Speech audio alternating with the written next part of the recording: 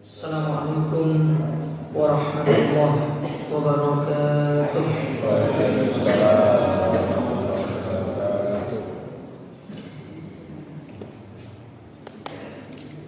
Innal hamdalillah nahmaduhu wa nasta'inuhu wa nastaghfiruh wa na'udzu billahi min shururi anfusina wa sayyiati a'malina. من يهده الله فلا مضل له ومن يضلل فلا هادي له واشهد ان لا اله الا الله وحده لا شريك له واشهد ان محمدا عبده ورسوله. Amma ba'du, kaum muslimin wal muslimat, ikhwani fillah, para jamaah yang semoga senantiasa dirahmati Allah. Alhamdulillah, puji dan syukur kita panjatkan kepada Allah Subhanahu wa taala atas segala nikmat yang Allah berikan kepada kita di kesempatan yang berbahagia ini, sehingga kembali kita dipertemukan di dalam majelis yang mulia ini, di dalam salah satu taman di antara taman-taman surga yang ada di dunia. Kembali kita akan melanjutkan kajian kita dari kitab Al-Jami', kitab yang menghimpun 6 bab yang diawali dengan kitab Al-Adab, yaitu bab yang berkaitan dengan adab atau etika. Dan sekarang kita masuk ke hadis yang diriwayatkan dari Ibnu Abbas dan dibawakan oleh Imam Al-Bukhari dan Imam Muslim. Dikatakan di sini, wa an Ibnu Abbas radhiyallahu taala anhu maqal, dari Ibnu Abbas, semoga Allah meridhai keduanya, beliau berkata, qala Rasul sallallahu alaihi wasallam, bahwasanya Rasul sallallahu alaihi wasallam pernah bersabda, idza akala ahadukum fala yamsah yadahu hatta yalqaha aw yulqiqaha. Yang artinya, apabila salah seorang di antara kalian makan, maka janganlah dia mencuci atau mengusap tangannya sampai dia itu menjilatnya atau dijilatkan oleh orang lain. Baik, apa yang dimaksud dengan hadis ini, jemaah sekalian? Hadis ini itu berkaitan dengan adab makan. Jadi di antara adab makan itu, seseorang dianjurkan untuk tidak langsung mengusap tangannya dengan tisu ataupun kain ataupun mencuci dengan air. Tetapi apa yang tersisa dari makanan itu sebaiknya dia menjilatnya terlebih dahulu. Namun yang dianjurkan untuk dijilat itu hanya di bagian jari-jarinya saja, bukan di sininya, tapi di bagian jari-jarinya ini. Jadi kalau dicontohkan itu ya begini, terus kelima jarinya itu, bukan langsung dimasukin 5 begini dalam mulutnya ya. Jadi satu-satu. Ya, biasanya nih kalau kita makan dengan menggunakan tangan. Beda halnya kalau makan pakai sendok. Jadi sendoknya tidak perlu dijilat. Tidak perlu. Cukup tangannya saja. Jadi kalau tangan yang digunakan untuk makan, di tangan itu yang dijilat atau dijilatkan. Maksudnya dijilatkan di sini, yaitu minta orang lain, mungkin istrinya kan. Tapi kayaknya selain istri kayaknya nggak ada yang mau ya. Atau juga istri juga belum tentu mau jilat tangan kita itu. Makanya para istri harus mau itu. Masih banyak sudah yang lain. Dulu Aisyah radhiyallahu taala anha, beliau itu senang menjilat tangannya Nabi SAW. kalau selesai makan. Jadi dijilatkan sama Aisyah. Ya, itu diantara bentuk berbaktinya Aisyah kepada suaminya. Berarti kalau ibu-ibu tidak mau menjilat tangan suaminya, berarti kurang berbaktinya.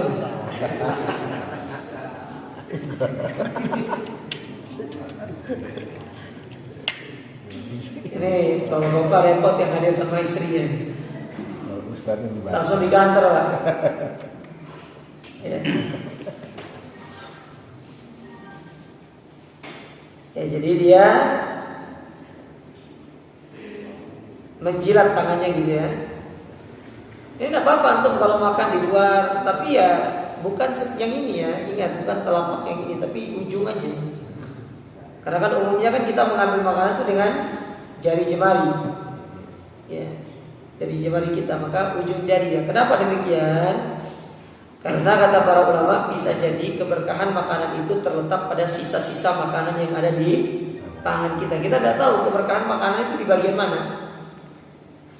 Ya, bahkan dalam adab makan, kalau ada makanan yang jatuh, entah itu dari ya beras yang kita atau nasi yang kita makan itu, maka diangkat. Siapa tahu keberkahannya di situ. Cuma saya tidak menganjurkan kalau antum makan soto tiba-tiba jatuh sotonya dipungut gitu kan. Ya, itu tidak masuk. Itu tidak masuk ke dalam pembahasan.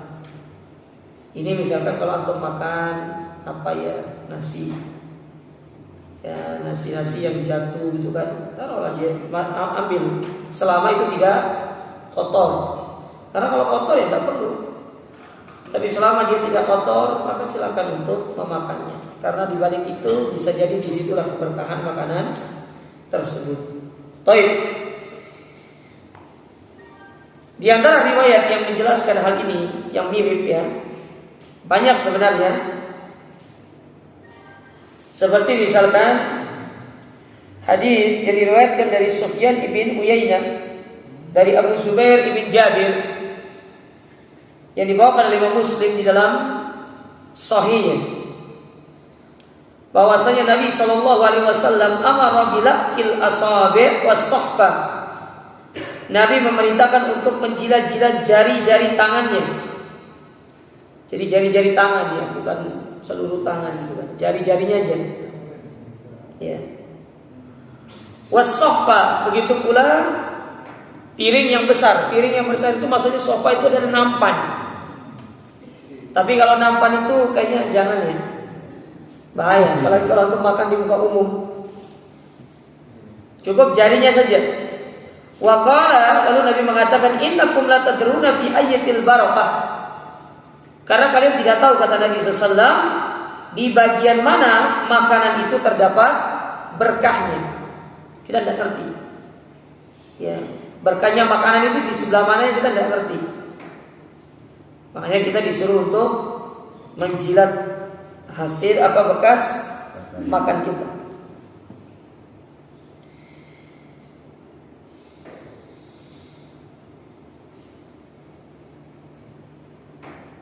Itu diantara hadis yang mirip ya dengan hadis yang dibawakan di sini, karena masih banyak sebenarnya. Cukup satu saja kita sebutkan hadis yang mirip, yang itu menjelaskan bahwasanya yang dijilat itu adalah bagian jarinya, bukan bagian seluruh tangannya. Ya, tapi bagian jarinya saja. Apa pelajaran yang bisa diambil dari hadis ini?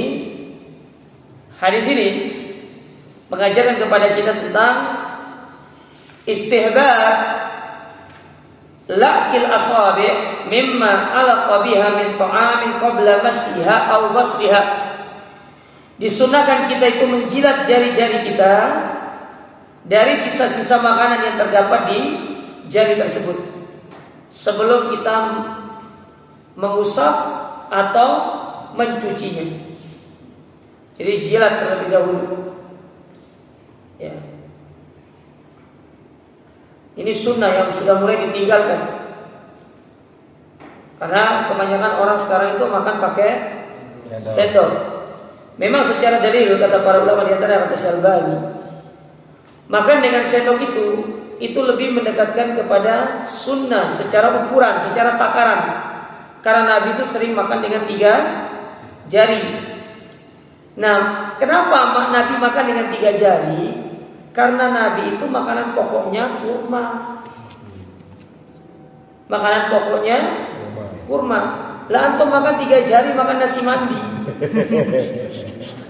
Tapi ya ceritanya. Apalagi antum makan soto nggak mungkin pakai tangan. Saya belum pernah lihat orang makan rawon pakai tangan. Karena nggak bisa menyendok kuahnya kan, dan tangan gimana mau pakai tangan.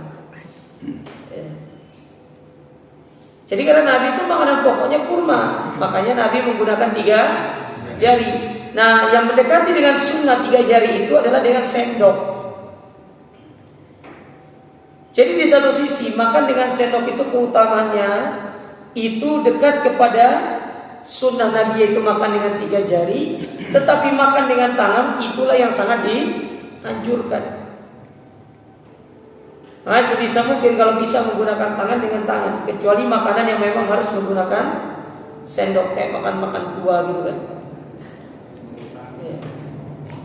Makan mie kuah, kalau pakai tangan kayaknya lucu gitu loh. Ya, lucu kayaknya. Ya pakai sendok. Jadi makanan yang berkuah, makan bakso atau pakai sendok kan lucu. Ya pakai tangan lucu, tapi pakai sendok. Jadi disesuaikan saja dengan jenis makanannya. Disesuaikan. Kapan kita harus menggunakan sendok dan kapan kita harus menggunakan tangan. Itu tergantung makanannya. Nah, kalau menggunakan tangan, maka jilatlah jari-jarinya. Tapi kalau menggunakan sendok, tidak disebutkan riwayat yang menjelaskan sendok itu dijilat.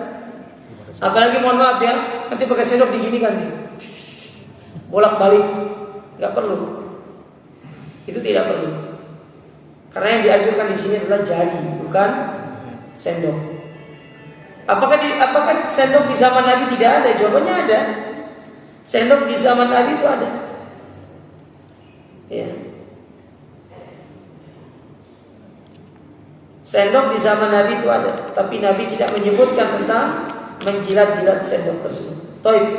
Yang kedua, pelajaran yang bisa diambil dari hadis ini, al-haqqu 'ala tawadu, anjuran untuk kita bersikap tawadu. Maksudnya tawadu di sini yaitu kita mau untuk menjilatkan bekas makanan dari istri kita. Mungkin tangan istri kita jilat, tidak apa-apa. Atau istri yang menjilatkan tangan kita.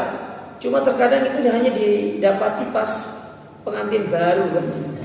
Tapi kalau sudah pengantin lama, apalagi anaknya sudah banyak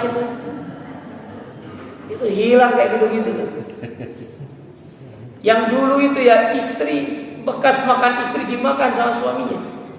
Bekas makan suami dimakan sama istrinya. Sekarang, Masya Allah, na'udzubillah, tabarakallah, ya tidak mau.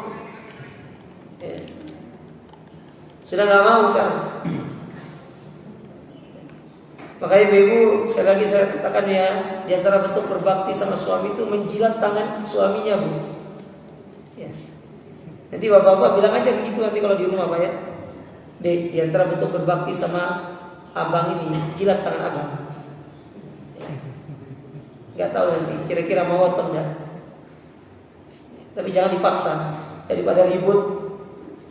Nanti jangan ribut gara-gara kajian yang saya sampaikan. Ya. Yang ketiga, pelajaran yang bisa diambil dari hadis ini, at-tahdhir minal israf wal kibr. Peringatan untuk tidak bersikap berlebih-lebihan. Berlebih-lebihan dalam makan maksudnya. Jadi kalau bisa makan itu jangan terlalu berlebih-lebihan. Kayak jenengan makan nasi padang itu kan tidak harus dihabiskan seluruh atau semua lauknya itu. Makan yang secukupnya aja, yang memang disenangi aja, nggak perlu dihabiskan seluruh piring itu. Nggak perlu. Makanya istilah-istilah dalam dunia orang-orang makan itu apa namanya, makan banyak itu mukbang ya. Itu dalam pandangan syariat itu dilarang. karena makan secara berlebihan. Sementara syariat mengajarkan kita makan itu sepertiganya makanan, sepertiganya minuman, sepertiganya untuk bernapas. Nah kalau makannya itu sampai kerongkongan, gimana bernapasnya?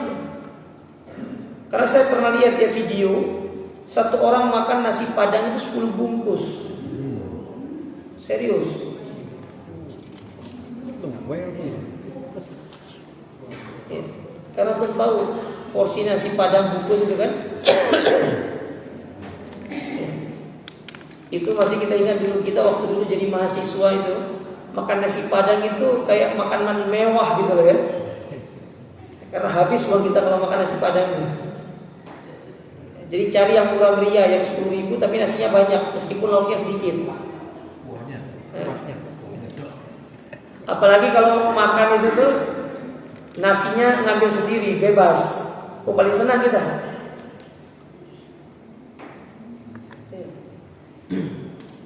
Ini makan nasi padang 10 bungkus sendiri, tidak benar. Kayak orang makan Indomie 5 bungkus sekali itu. Jangan. Makan itu sedikit aja, sesuai dengan volume kita punya lambung. Karena Nabi SAW melarang kita berlebihan. Begitu pula Allah Ta'ala mengatakan wala tusrifu, dan janganlah kalian berlebihan. Dalam urusan makan aja tidak boleh berlebihan, apalagi dalam urusan-urusan yang lainnya. Ya, kadang-kadang kita dapat di sebagian orang itu suka berlebihan makan itu. Ya, tidak usah terlalu berlebihan. Apalagi yang tua-tua, ya ingat usia, ingat banyak penyakit, kolesterol, rematik, asam urat.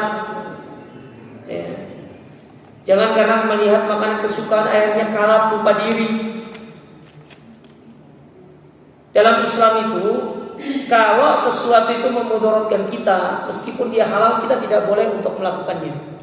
Contoh ya, makan daging bagi orang yang kolesterol tinggi. Kalau dokter sudah melarang, ya, apalagi antum kalau makan itu pasti akan kambuh penyakitnya. Dalam hal itu antum makan, lalu antum menyakiti diri antum, itu hukumnya haram, jemaah. Itu tidak boleh. Itu tidak boleh dalam Islam seperti itu. Karena Allah mengatakan dalam Al-Quran, wala tulqu aydikum ila tahluka, dan janganlah engkau menjerumuskan dirimu ke dalam kebinasaan. Kebinasaan di sini maksudnya jangan engkau menyakiti dirimu dengan perkara-perkara yang itu bisa merugikan kita, termasuk makanan itu tadi.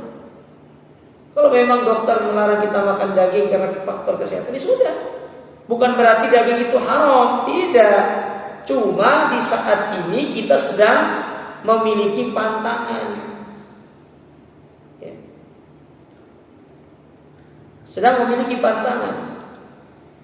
Maka mengikuti anjuran dokter pada saat itu ibadah di sisi Allah Ta'ala, karena kita sedang menjaga kesehatan yang Allah berikan kepada kita. Karena ada sebagian teman-teman kita ya, terutama dari kalangan para ustadz itu, dia punya diabetes tinggi, tapi dia tidak bisa menahan dirinya kalau ketemu sama kambing sama nasi mandi. Jadi kalau sudah makan itu satu nampan itu bisa habis sendiri gitu.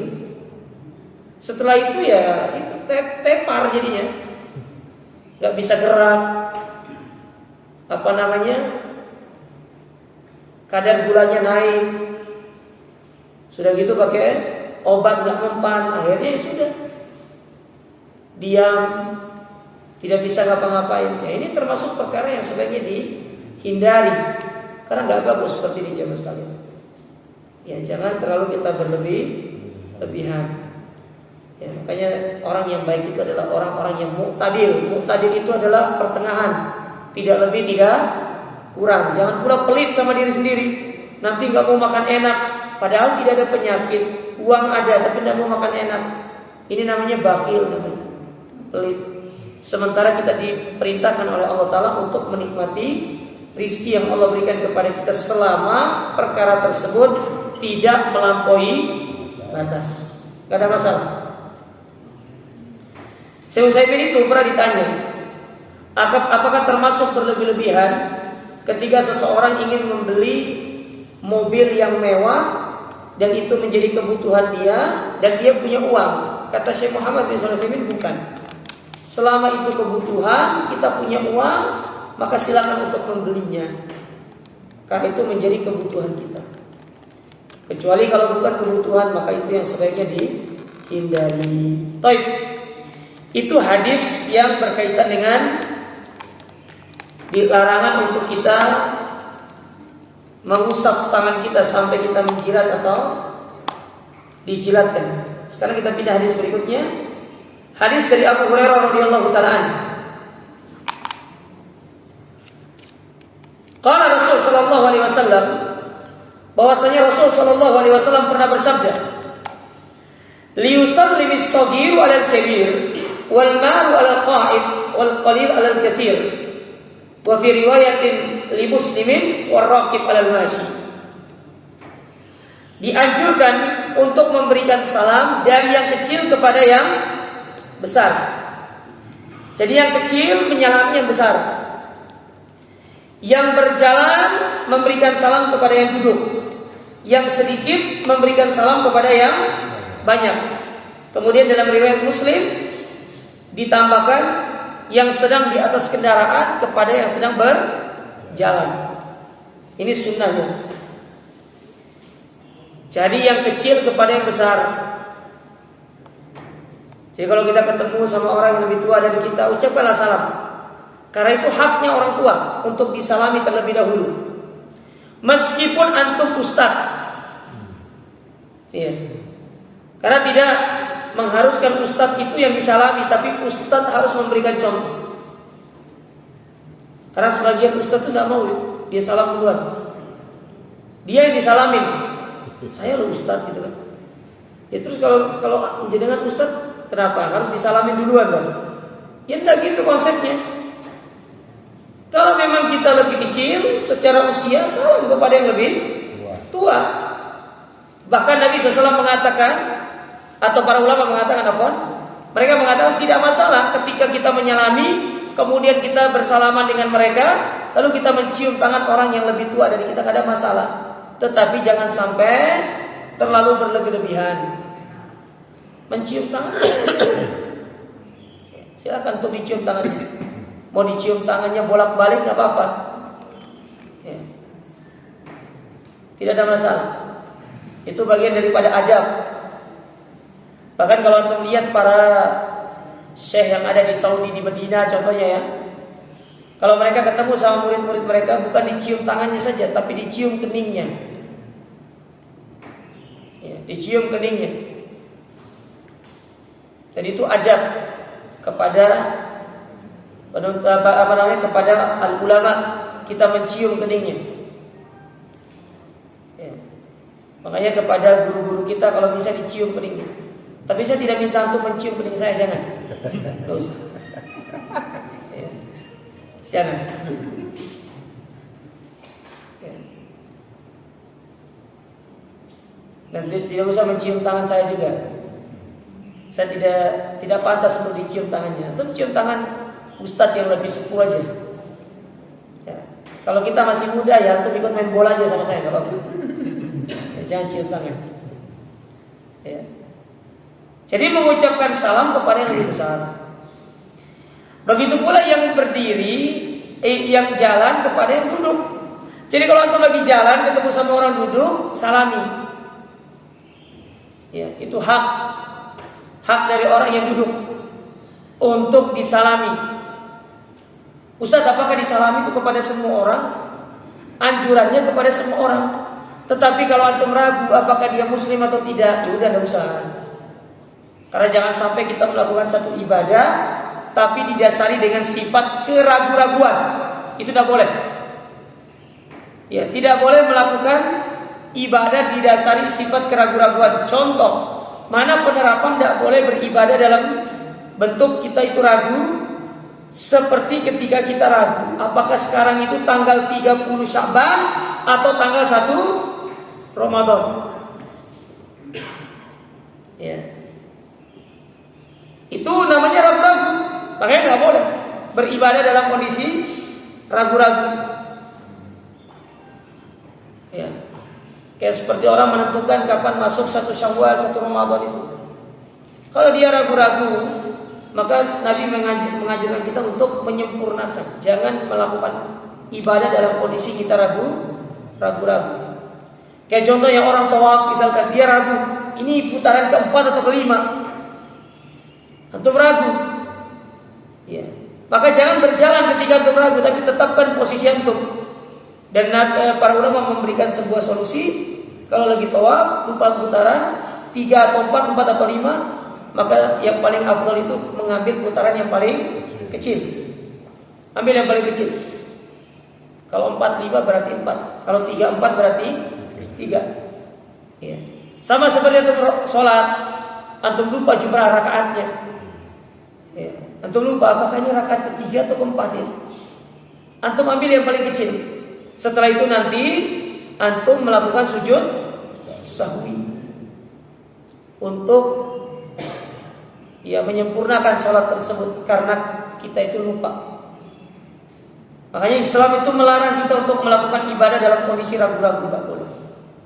Kita bilang kembali di sini, yaitu orang yang berjalan kepada yang duduk, yang banyak, yang sedikit kepada yang banyak. Baik. Adapun yang banyak ini hukumnya adalah sunnah muakkadah untuk menjawab salam. Tetapi dia bisa menjadi wajib kalau diucapkan salam kepada yang banyak tidak ada yang menjawab satupun. Ustaz, gimana kalau ada yang salam kepada sekelompok orang lalu tidak ada yang jawab? Apakah mereka semua berdosa? Jawabannya semua berdosa karena tidak menjawab salam. Tetapi kalau ada satu orang yang sudah menjawab salam tersebut, maka itu sudah cukup untuk mewakili orang yang lainnya. Maka saya anjurkan kalau ada kondisi antum lagi kumpul bersama teman-teman antum, lagi ada orang yang mengucapkan salam, jangan menunggu orang untuk menjawab salam. Kita yang inisiatif untuk menjawab salam tersebut. Tidak perlu saling lirik. Jawab kok. Katanya dia, aku tidak mau. Kenapa? Aku punya masalah sama dia. Ya. Antum punya masalah pribadi silakan, tapi jangan sampai ketika antum disalami sama orang antum tidak menjawab salamnya, itu termasuk dosa tersendiri. Tidak boleh. Ya.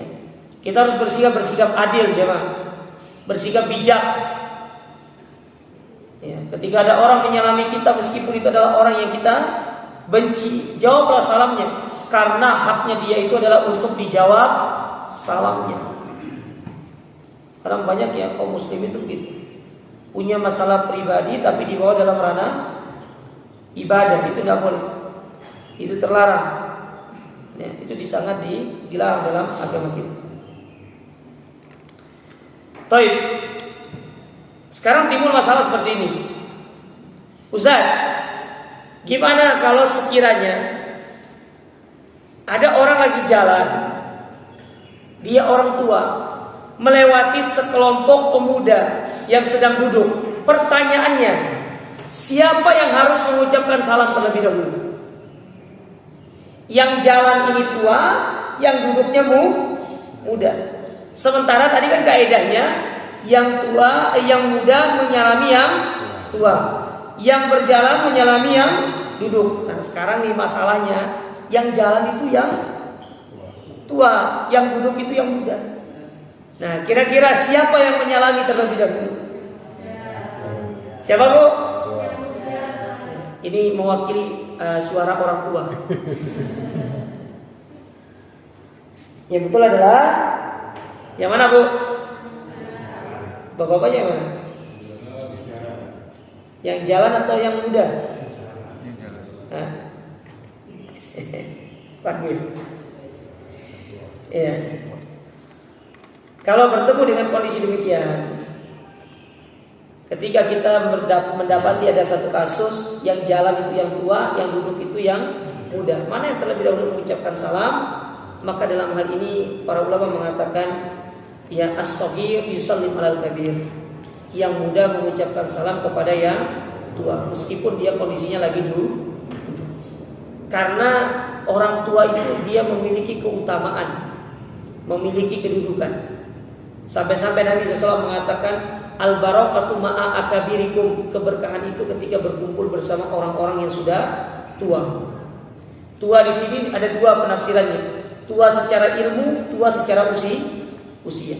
Apalagi terkumpul pada dirinya dua hal ini. Usianya sudah tua, ilmunya pun tua, maka dia lebih sering-sering untuk diduduki. Maksudnya kita duduk bersama mereka untuk mengambil keberkahan dari orang-orang tersebut. Jadi kalau ada kasus demikian, yang jalan yang tua, yang duduk yang muda, maka yang paling afdal adalah yang muda mengucapkan salam kepada yang tua, meskipun statusnya dia sedang duduk. Ya, meskipun statusnya dia sedang duduk. Nah begitu pula yang sedang di atas kendaraan, dia mengucapkan salam kepada yang berjalan. Contoh, yang naik sepeda menyalami yang jalan kaki, yang naik motor menyalami yang naik sepeda, yang naik mobil menyalami yang naik motor, yang naik bus menyalami yang naik mobil.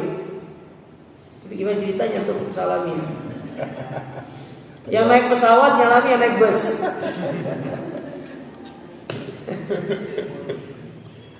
Jadi dari atas langit, kalau bro, assalamualaikum. Ya. Terus nggak dijawab sama yang naik bus ini. Yang di atas pesawat bilang, oh Maya, nggak jawab salam. Ya enggak. Jadi sebatas pada mobil saja. Jadi yang mobil memberikan salam kepada yang naik sepeda motor. Apalagi yang mobil ketemu sama yang jalan kaki mengucapkan salam. Ya, bisa dipahami ya? Ya, itu yang perlu dipahami oleh jamaah sekalian. Baik, apa pelajaran yang bisa diambil dari hadis ini? Yang pertama, hadis ini menjelaskan kepada kita tentang yaitu orang yang pertama kali menjawab salam, mengucapkan salam. Ya, siapa yang harus pertama kali mengucapkan salam? Tentu jawabannya tadi, yang kecil kepada yang tua, yang sedikit kepada yang banyak, yang berjalan kepada yang duduk, yang hidup kepada yang mati. Iya kan? Betul kan? Yang mati kepada yang hidup kan? Gimana? Kalau ada ceritanya yang mati mengucapkan salam kepada yang hidup, ya kabur orang-orang yang pergi takziah itu. Jadi kalau ada mayat yang disemayamkan gitu kan, ditunggu untuk dikuburkan, tiba-tiba salam, assalamualaikum, oh kabur orang, ini belum mati. Ya. Jadi itu sudah ditentukan oleh Nabi SAW. Kemudian pelajaran berikutnya, ya, istihbabu taslimis saghir alal kabir wal masyi alal qa'id wal raqib alal masyi wal qail alal katsir. Disunnahkan untuk memberikan salam yang kecil kepada yang tua, ya, dan seterusnya. Ini sangat dianjurkan. Dan sekali lagi kita ingatkan jamaah sekalian ya, mendahulukan salam itu hukumnya sunnah, tetapi menjawab salam hukumnya wajib. Adapun mengucapkan salam ketika bertemu dengan saudara itu merupakan hak dari orang-orang yang kita jumpai. Misalkan kita bertemu dengan teman kita lalu kita mengucapkan salam, itu berarti kita telah menunaikan haknya. Ya, jadi hak orang itu bukan hanya yang sifatnya dalam bentuk mal, ya, harta, tidak. Tapi di antara hak sesama kaum muslimin itu diantaranya itu tadi. Kalau bertemu kita mengucapkan salam, karena itu hak dari masing-masing kaum muslimin. Ya, maka kita berupaya untuk, ya, bagaimana kalau kita saling bertemu satu dengan yang lainnya, kita saling mengucapkan salam di antara kita dengan mereka. Dan itu sebaik-baik ucapan ketika kita bertemu. Apalagi kalau dibarengi dengan kita bersalaman, maka itu akan menggugurkan dosa-dosa kita selama kita bersalaman tersebut. Kemudian berikutnya, pelajaran yang bisa diambil dari hadis ini, idza tasawa al-mutalaqiyani fa khairum alladhi yabda'u bis-salam. Apabila ada dua orang yang bertemu ya yang bertemu. Sementara secara kedudukan kedua orang ini sama, usianya sama, kemudian secara mungkin pangkat sama, lalu bertemu dalam satu tempat. Maka kata penulis di sini, yang paling baik di antara keduanya itu adalah yang memulai salam terlebih dahulu. Jadi jangan saling tunggu, tapi berupayalah untuk saling memberikan salam. Jangan nunggu. Kita nunggu si A nyalam, atau si A nunggu si B menyalami dia, si B menunggu si A menyalami dia. Akhirnya nggak saling salam nanti. Maka Nabi mengatakan yang paling afdal itu yang memulai salam. Itu yang paling afdal. Karena itu yang dianjurkan. Itu yang sangat ditekankan. Ya, sangat ditekankan oleh syariat. Baik, kemudian pelajaran berikutnya, isyaratul mahabbah warahmah wal amni wat tawadhu bainal muslimin. Anjuran untuk kita menebarkan kasih sayang di antara sesama kaum muslimin. Karena dengan kita menebarkan salam itu sama halnya dengan kita menebarkan kasih sayang di antara mereka. Nabi SAW pernah bersabda, ya, tahadu, saling memberikanlah hadiah kalian, maka niscaya kalian akan saling mencintai. Lalu kata Nabi SAW, ala adullukum idza fa'altumuhum tahabbtum bainakum. Maukah kutunjukkan satu amalan yang apabila kalian melakukan amalan ini, kalian akan saling mencintai satu dengan yang lainnya.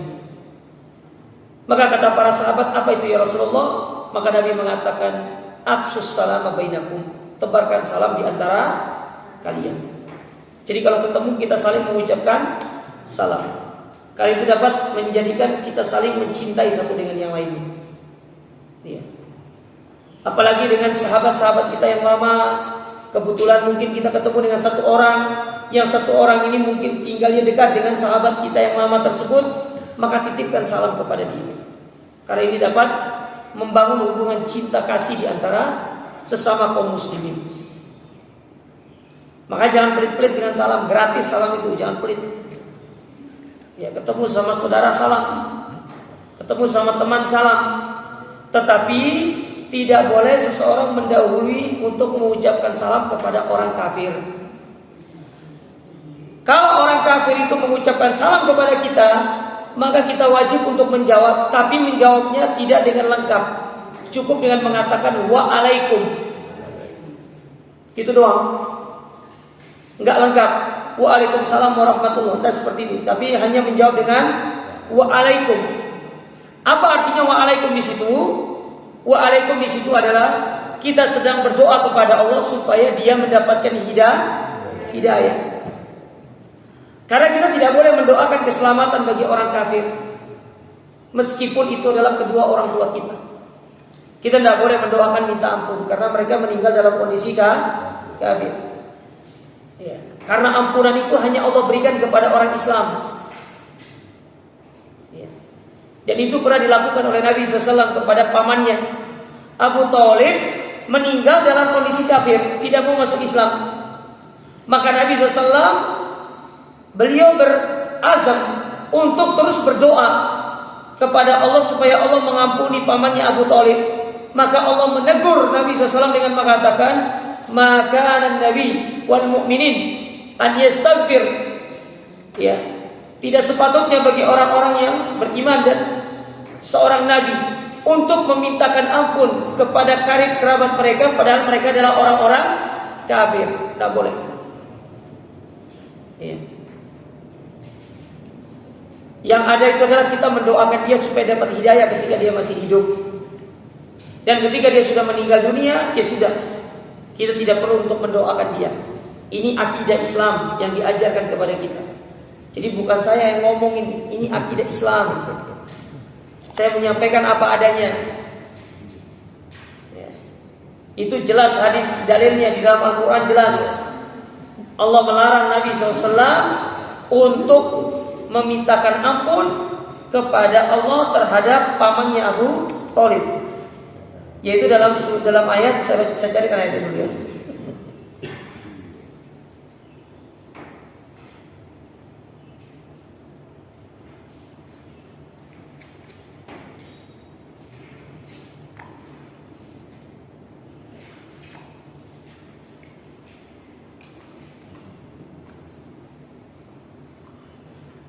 Dalam surat At-Taubah ayat 113. Ya. Itu ayat yang berkaitan dengan larangan dari kita memohonkan ampun bagi orang-orang yang meninggal di atas kekufuran ataupun kesyirikan. Meskipun itu adalah karib kerabat terdekat kita. Jadi ayat ini Allah turunkan untuk menegur Nabi yang Nabi itu bertekad untuk memintakan ampun bagi pamannya Abu Thalib, sementara Abu Thalib itu meninggal dalam kondisi kafir, tidak mau masuk Islam, ya tidak mau masuk dalam agama Islam. Baik. Jadi dengan menebarkan salam itu akan menumbuhkan rasa cinta di antara sesama kita. Dan memang salam ini penting ya mas sekalian. Bahkan para ulama ketika menyebutkan keutamaan salam itu banyak sekali. Di antaranya salam itu akan melindungi rumah kita dari gangguan syaitan. Antum bayangkan antum masuk rumah tidak pernah mengucapin salam, itu jin banyak masuk ke dalam rumah itu Pak. Banyak masuk jin di dalam rumah itu. Makanya gak usah heran kenapa di rumah itu kadang-kadang kita malas ibadah, ya jinnya banyak. Masuk rumah gak pernah salam. Ya, oh saya salam Ustaz. Tetapi giliran kebelet itu lupa salam sudah. Dari luar kebelet kan, ingin pulang ke rumah, parkir mobil suruh, parkir motor suruh, langsung lari. Itu sandal nggak tahu terbangnya kemana itu, saking kebeletnya. Jangankan salam, sandalnya aja nggak tahu di mana terbangnya, saking kebeletnya ingin ke toilet itu. Nah, cara untuk melindungi rumah itu supaya tidak dimasuki jin adalah dengan sering-sering mengucapkan salam ketika masuk dan keluar rumah. Itu adab penting, ya, adab itu ya. Makanya sebisa mungkin diamalkan adab ini, penting adab ini. Karena banyak di antara kaum muslimin itu yang mulai meninggalkan adab yang mulia ini. Maka semoga Allah Ta'ala memudahkan kita untuk terus mengamalkan adab yang mulia ini. Baik. Kemudian kita tambah lagi satu hadis. Hadis yang berikutnya, hadis dari Ali bin Abi Thalib radhiyallahu ta'ala anhu. Dari Ali bin Abi Thalib radhiyallahu ta'ala anhu, qala Rasul sallallahu alaihi wasallam, bahwasanya Rasul sallallahu alaihi wasallam pernah bersabda, yujzi'u anil jama'ati idza marru an yusallima ahaduhum. Cukup mewakili bagi sekelompok orang apabila ada yang melewati mereka, lalu yang menjawab, lalu mereka mengucapkan salam kepada sekelompok orang itu, dan yang menjawabnya satu orang, itu sudah cukup mewakili sebagai perwakilan. Makanya kalau antum lagi duduk bapak ibu-ibu ya, antum tunjuk satu orang, mbak, nanti kalau ada yang salam, tugas menjawab salam ya.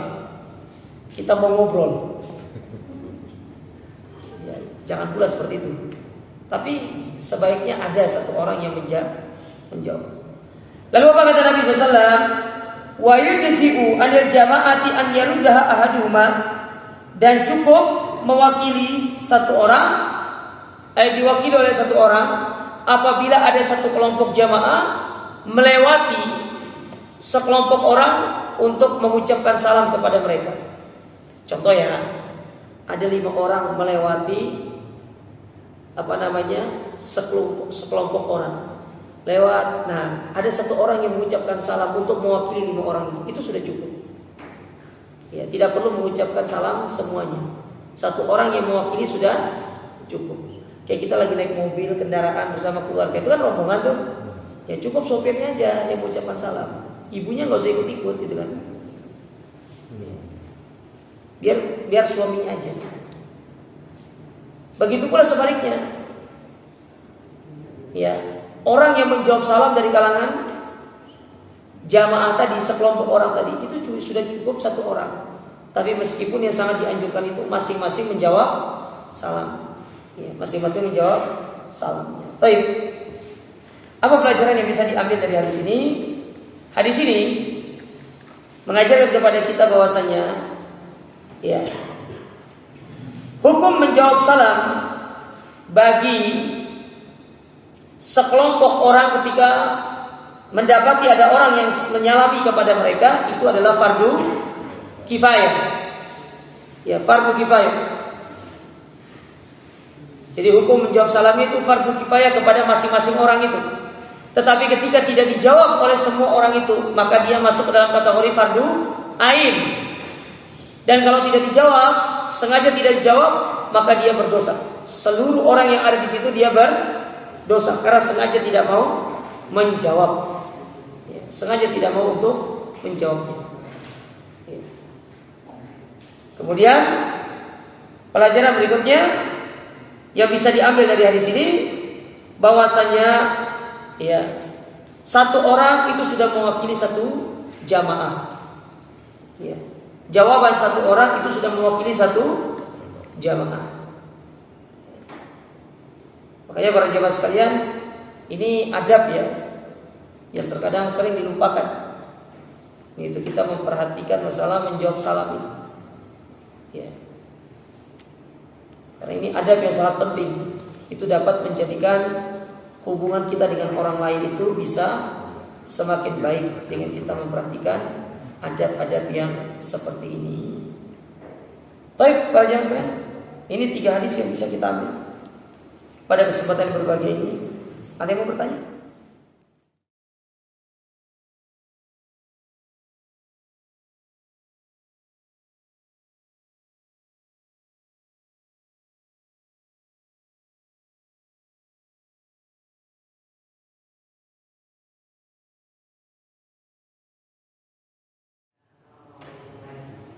Ya, disebutkan oleh Syekh Ali Hasan rahimahullah taala pada tahun 2019 ketika daurah waktu itu, beliau ditanya apakah seorang yang ketika bertanya di dalam satu majelis dia harus memulai dengan salam.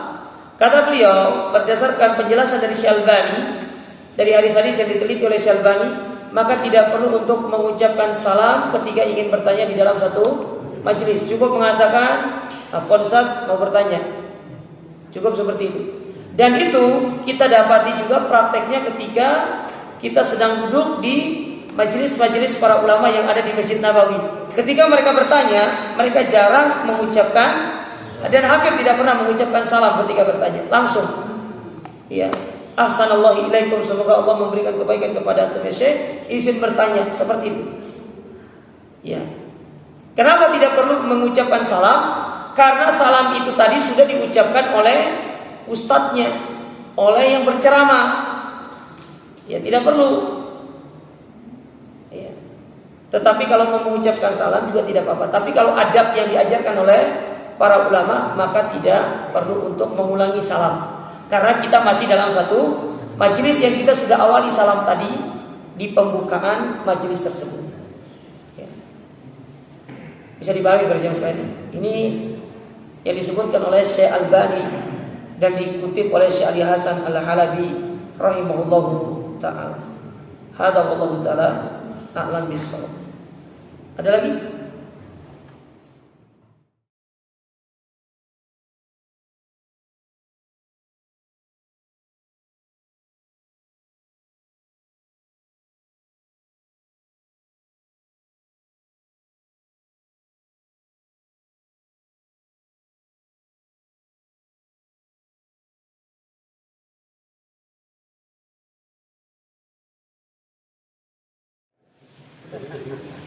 Ya, yang pertama terkait makan itu,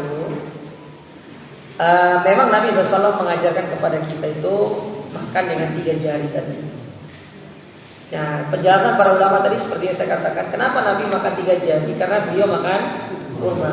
Nah, kalau diterapkan dalam makan nasi itu kayaknya sulit, tapi para ulama mengatakan begini, boleh silakan memulai dengan 3 jari, setelah itu makan pakai 5 jari nggak apa-apa. Ya. Ya memang iya Pak, kalau makan 3 jari waktu makan nasi itu suwe Pak, lama. Kalau saya pakai kurma pakai 2 jari. Berarti kurang satu. Kurang satu. Harus 3. Sunnahnya 3. Ngambil kurma itu pakai 3 jari. Ya, bukan 2 tapi 3. Nah itu tadi. Makanya tadi kan dijelaskan oleh Syekh Albani itu tergantung jenis makanannya. Tetapi sangat dianjurkan itu kalau ingin mengamalkan sunnah makan dengan 3 jari dulu, baru setelah itu makan dengan 5 jari. Nah karena kalau jenengan makan berjamaah, jenengan makan 3 jari, yang lain 5 jari. Oh suwe itu. Oh, yang lain wes warung, kita masih itu deh. Ya itu repotnya di situ. Kita lagi makan nasi mandi satu nampan 4 orang ya. Yang lainnya Masya Allah sudah mulai makan pakai 5 jari. Kita baru 3 jari, itu berapa butir diambil. Maka 3 jari pemulaan, setelah itu 5 jari. Nah, gak apa-apa. Karena yang penting sudah mengamalkan sunnahnya itu tadi. Ya, sudah mengamalkan sunnah, berupaya mengamalkan sunnah itu sudah luar biasa. Atau kalau mau, kan biasanya disiapkan sendok tuh ya. Ambil dulu pakai sendok, setelah itu lepas sendoknya makan pakai tangan 5 jari gitu. Itu diantara ya yang bisa dilakukan untuk mendekatkan diri dengan apa yang diajarkan oleh Rasul. Dan subhanallah ya memang benar kata beliau tadi, Rasul itu adalah orang yang akhlaknya luar biasa. Bahkan sampai kata para ulama begini, andai kata antum pernah lihat ada orang yang akhlaknya luar biasa sekali tinggi, adabnya tinggi, dan antum katakan, oh luar biasa orang ini Masya Allah adab dan akhlaknya, antum harus yakini orang itu tidak lebih tinggi adabnya daripada Nabi Shallallahu Alaihi Wasallam. Kalau orang yang seperti itu di dunia yang kita lihat sekarang ini sudah menjadikan kita merasa wah gitu kan dengan adab, dengan akhlaknya, bagaimana kalau antum bertemu dengan Rasul SAW? Adabnya luar biasa. Saya kasih satu contoh ya, adabnya Nabi, akhlaknya Nabi. Jadi Nabi itu ketika di Madinah punya kebiasaan suka menyuapi wanita Yahudi yang buta. Nah, wanita Yahudi ini ketika disuapin, mulutnya ini ngomel terus. Muhammad ini kurang ajar, datang ke kota Madinah menjadikan kita begini. Tapi Nabi menyuapi dengan lembut, diambil makanannya disuapi dengan lembut, tidak pernah marah Nabi SAW. Tidak pernah marah. Ya. Padahal itu disuapin, tapi dicela. Wong kita kadang-kadang dapati orang tua yang sudah sepuh minta disuapin kemudian marah-marah, dasar orang tua nggak tahu diri gitu. Bisa seperti itu. Tapi ini tidak, Nabi orang Yahudi. Ya. Dan subhanallah, orang Yahudi ini masuk Islam itu bukan di tangannya Nabi, tapi melalui perantara Abu Bakar. Jadi Nabi ketika meninggal dunia, Abu Bakar datang ke rumah istrinya Nabi yaitu Aisyah. Abu Bakar nanya, ya Aisyah, adakah sekiranya satu amalan yang bisa aku lakukan yang mungkin dilakukan Nabi tapi aku belum melakukannya? Kata Aisyah, ada. Nabi itu kebiasaan suka menyuapi wanita Yahudi yang ada di pojok kota Madinah. Pergi ke sana. Lalu Abu Bakar mulai untuk mengaduk makanan itu. Tahu apa kata Yahudi itu? Ini bukan orang yang biasa menyuapi saya, karena yang mengaduk makanannya itu dia lembut orangnya, tidak kasar seperti kamu. Ya. Disuapin. Ya kamu bukan orang yang biasanya, karena orang yang biasanya itu lembut di dalam menyuapi aku katanya. Mulai dia ngomel-ngomel, ya Muhammad itu begini. Sampai Abu Bakar itu ya saking keselnya mendengar wanita ini mencela-cela Nabi, itu sendok langsung didorong ke mulutnya Yahudi itu. Setelah itu Abu Bakar pun beristighfar kepada Allah lalu mengatakan, ya imro'ah wahai wanita, selama ini yang menyuapimu itu adalah Muhammad yang kau cela selama ini. Tetapi dia tidak pernah membalas celaanmu, dia sabar menyuapimu segala macam. Nangis dia. Ya, dalam sebuah riwayat disebutkan ketika dia dikabari bahwasanya Muhammad itu yang menyuapinya selama ini dan dia sudah meninggal dunia, maka dia pun ya masuk ke dalam agama Islam. Itu akhlaknya Nabi seperti itu, luar biasa. Tidak ada yang bisa menyaingi akhlaknya Nabi itu. Kita saja masih banyak kekurangan kita. Contoh kekurangan kita dalam masalah makanan. Nabi itu tidak pernah cela makanan. Kita baru dihidangkan satu makanan sudah langsung dicela. Pertama, iki panganan opo iki. Dicoba, nggak enak. Nggak enak belas, tapi habis. nggak enak tapi habis. Itu ceritanya gimana itu? Sudah gitu gratis pula. Yang gratis dikomentari, apalagi yang bayar. Si gratis aja dikomentari.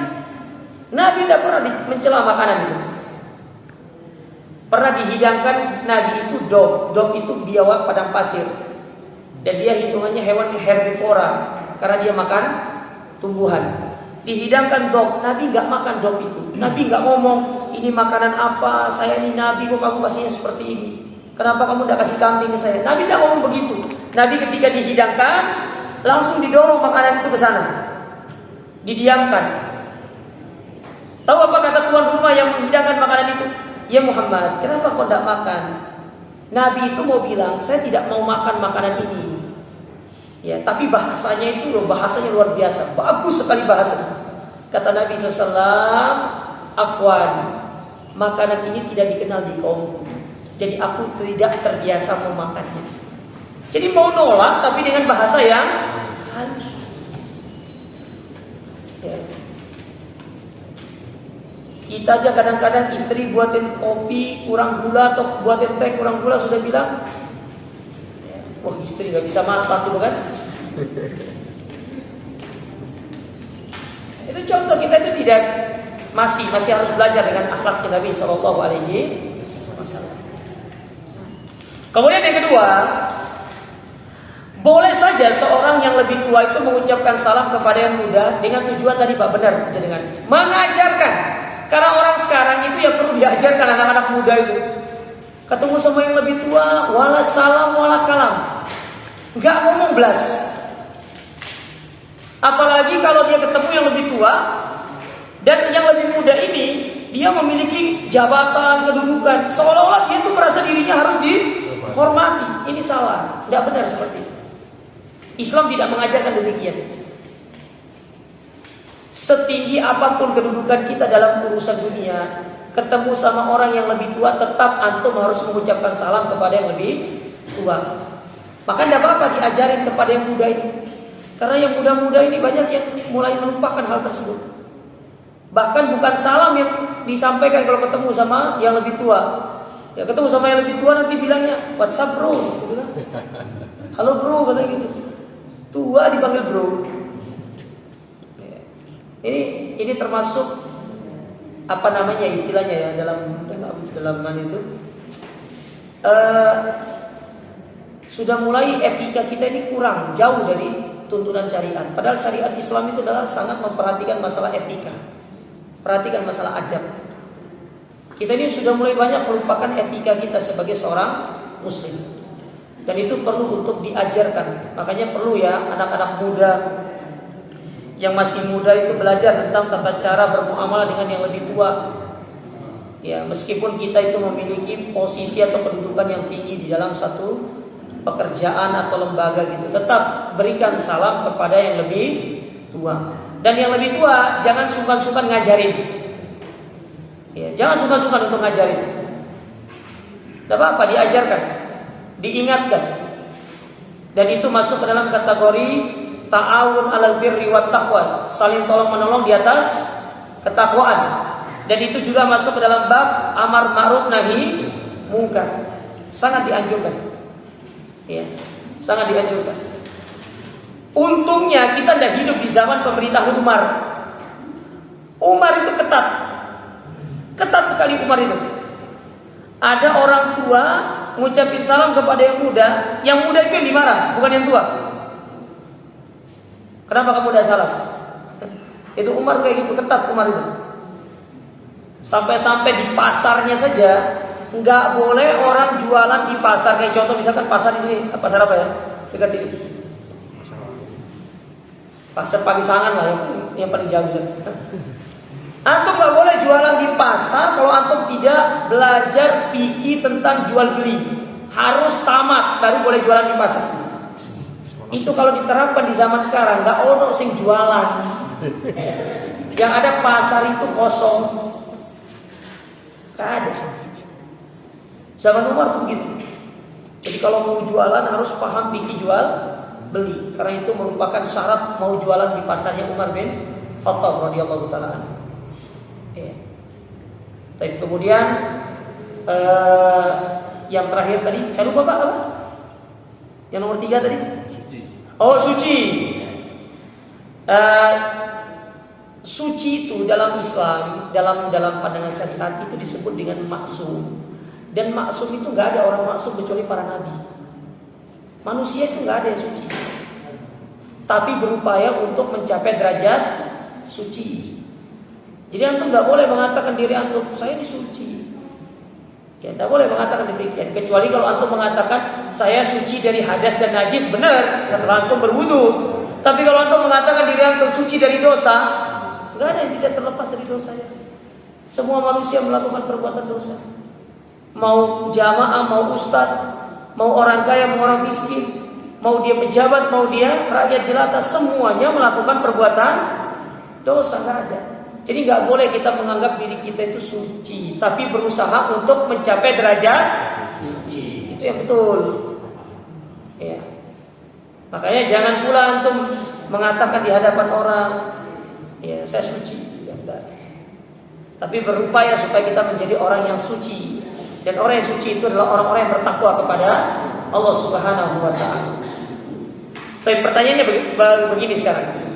Bagaimana cara untuk mencapai derajat suci itu? Sederhana saja. Amalkan apa yang diajarkan oleh Nabi SAW. Wa'at bi sayyi'atal hasanata tamhuha. Kalau melakukan salah segera bertobat. Itu aja. Itu sangat mudah. Kalau melakukan kesalahan segera bertobat. Kayak misalkan ibu-ibunya nih baru selesai melakukan dosa kecil, ya lempeng kiri belok kanan, itu kan dosa kecil tuh. Itu kan mengurangi kesucian kita kan. Nah setelah itu segera bertobat, entah dengan dia beristighfar kah, entah dengan dia bersedekah kah. Tapi setelah itu ngulang lagi, lawan arus. Ya. Saya kemarin 3 kali ketemu sama ibu-ibu yang kayak gitu tuh. Saya mau marah juga salah, mau nasihati juga takut dimarah. The power of emak-emak itu beda. Emak-emak itu beda. Pokoknya undang-undang emak-emak itu luar biasa gitu. Jadi tuh bawa motor di tengah-tengah, letingnya kanan tapi ke kiri. Ini kita naik mobil, ini mau kiri mau kanan, serba salah jadinya. Akhirnya berhenti kita di belakang ngebel. Ya, ya Allah, dalam hati saya ini pujian, ya. Pujian. Sama dulu seperti berapa bulan yang lalu itu. Itu saya sudah nyebrang, sudah di tengah jalan posisinya, yang lainnya sudah berhenti. Datang emak-emak dari sana baik pakai sepeda motor, sudah gitu udah pakai helm pula. Shoot. Berhenti di tengah, di depan mobil itu. Marah dia. Loh, ini yang salah saya atau dia ya? Bingung saya. Nah, itu contoh dosa-dosa kecil yang bisa mengurangi taraf kita untuk bisa mencapai derajat suci tersebut. Tetapi tidak ada yang suci yang tidak melakukan perbuatan dosa, itu tidak. Semua pasti melakukan perbuatan dosa. Terkadang banyak dosa-dosa yang tidak kita sadari kita melakukannya. Makanya beristighfar kepada Allah, bertobat kepada Allah. Dengan itu Allah Ta'ala akan mengampuni dosa-dosa kita semuanya. Tapi mungkin ini bisa kami sampaikan ya Pak. Kurang lebihnya mohon maaf. Jazakumullah khairan. Kita akhiri subhanallah rabbana bihamdika asyhadu an la ilaha illa anta astaghfiruka wa atubu ilaik. Wassalamualaikum warahmatullahi wabarakatuh.